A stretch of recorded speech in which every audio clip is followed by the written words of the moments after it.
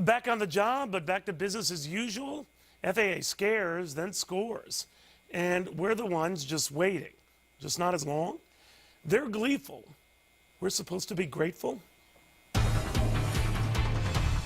Welcome, everybody. I'm Neil Cavuto, and the squeakiest airplane wheel really does get the oil because after all of those fits, the government decided to call those controller furloughs quits.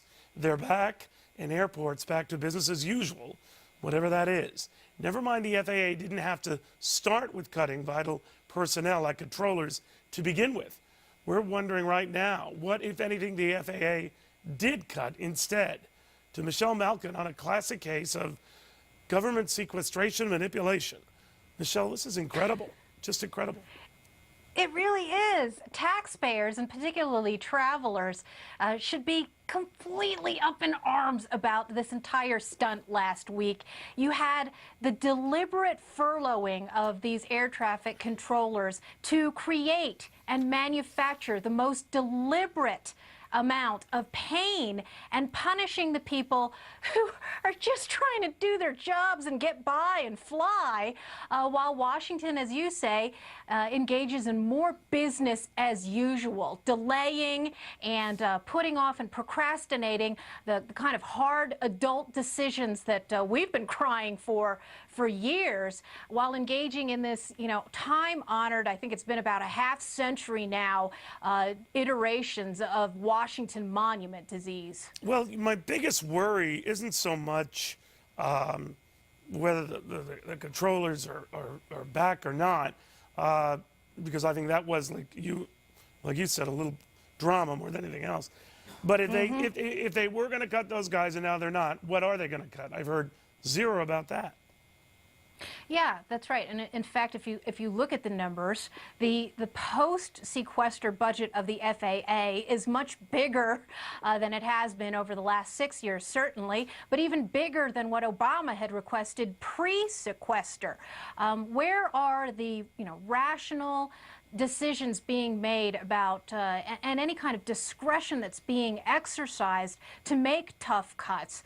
No, instead, you put those air traffic controllers out there as a stunt, and you had all of these stunt clowns whining about it, particularly at 1600 Pennsylvania Avenue. But it even works. though, as Bottom we line, have said it works, time Michelle. and again, but it works, right? Well, I mean, it gets the desired effect. All of a sudden, you had a number of Republicans, too, saying, look, we don't want to touch this hot piece of coal. So they said, we got to find a way around it without getting any guarantees of what would be cut. And it says something bigger about cuts in general. If these kind of cuts through sequestration, sloppy and inelegant as it was, get this much outcry, what are we going to do when we have to put the pedal to the real cutting metal?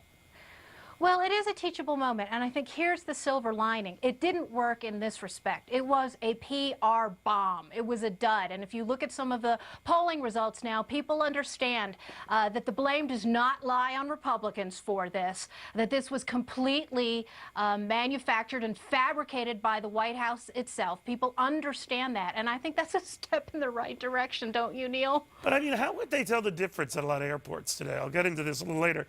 So you either wait a very long time or not quite as long as a long time. How would you distinguish? Yeah, I get, well, hopefully informing people about all of the politics behind it. And remember that it isn't just travelers that were irate about this. It was FAA whistleblowers themselves who brought to the table, and this was in the Wall Street Journal last week, that they understood that their own union leaders were urging these pain-inflicting stunt cuts, kabuki cuts, to be made instead of the kind of budget tightening that we really should be seeing. Amazing. Michelle, thank you very much. You bet.